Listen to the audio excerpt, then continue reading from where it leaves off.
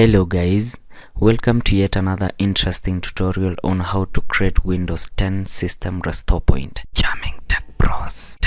So make sure you subscribe to my YouTube channel to stay informed. So let's jump in. Alright, so for you to be able to create a restore point, just head to the search button on your system and type restore point.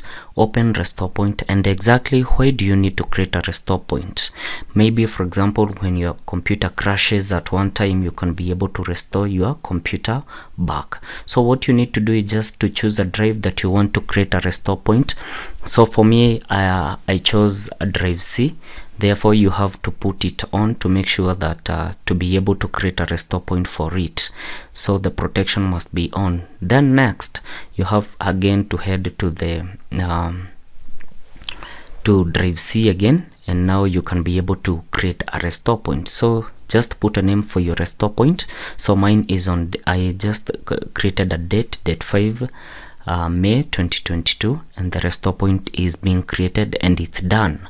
All right, so so the next thing we need to do now, we need to check that if really the restore point is working. So you just head to the system restore, and you can be able to see there the restore point has been created.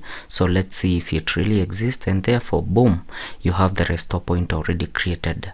So all right, and then again, also remember, if you need to delete the restore point, just head to the to the configure there, and there to the system restore, and there you can be able to delete your system restore point. Remember, the system restore point this time round, it stores your settings, Windows settings. Exactly. So now you can be able to create a restore point.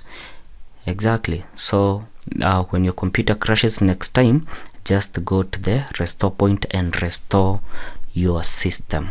Thank you. Charming Tech Pros.